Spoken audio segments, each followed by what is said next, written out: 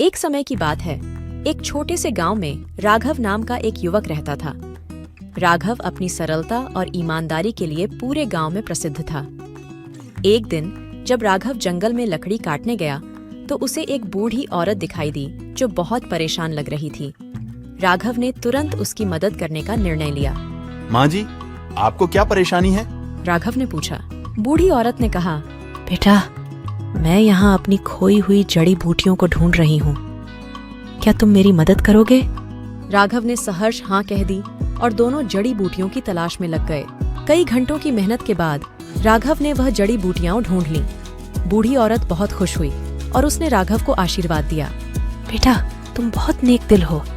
बूढ़ी औरत ने कहा, तुम्हें मेरी एक छोटी सी मदद चाहिए थी और तुमने उसे पूरे दिल से किया। मैं तुम्हें एक वरदान देती हूँ। यह वरदान तुम्हारी हर समस्या का समाधान करेगा। राघव ने धन्यवाद कहा और उस वरदान को लेकर वापस गांव आ गया।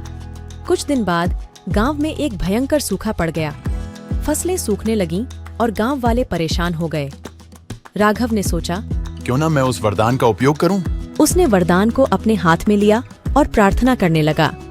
चमत्कारिक रूप से गांव में बारिश होने लगी। सभी गांव वाले खुश हो गए और उन्होंने राघव को धन्यवाद दिया। अब गांव में राघव की प्रतिष्ठा और भी बढ़ गई। लेकिन एक दिन गांव में एक अजनबी आया। वह बहुत चालाक और धूर्त था। उसने राघव के बारे में सुना और सोचा, अगर मैं राघव का वरदान चुरा लूं तो मैं अमीर हो जाऊंगा। अजनबी ने राघव के घर में चोरी करने की योजना बनाई। रात के समय जब सभी सो रहे थे, वह चुपके से राघव के घर में घुसा। लेकिन जैसे ही उसने वरदान को छूने की कोशिश की, उसे एक जोर का झटका लगा और वह बेहोश हो गया। सुबह राघव ने अजनबी को अपने घर में बेहोश पाया। उसने उसे जगाया और पूछा, तुम कौन हो और यहाँ क्या कर रहे हो? अजनबी ने शर्मिंदा होकर सारी सच्चाई बता दी। राघव ने कहा, तुम्हारी नीयत गलत थी, लेकिन मैं तुम्हें माफ करता हूँ। अगर तुम अपनी गलतियों को सुधारना चाहते हो तो हमारे साथ गांव की भलाई के लिए काम करो। अजनबी ने अपनी गलती मानी और गांव में रहने का निर्णय लिया। धीरे धीरे अजनबी भी गांव के लोगों के साथ मिलजुल कर रहने लगा और उसने अपनी जीवन शैली बदल ली। वह राघव से बहुत प्रभावित हुआ और उसने ठान लिया कि वह भी नेकदिल बनेगा।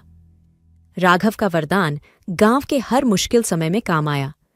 लोग उसकी इज्जत करने लगे और उसके गुणों की प्रशंसा करते नहीं थकते थे।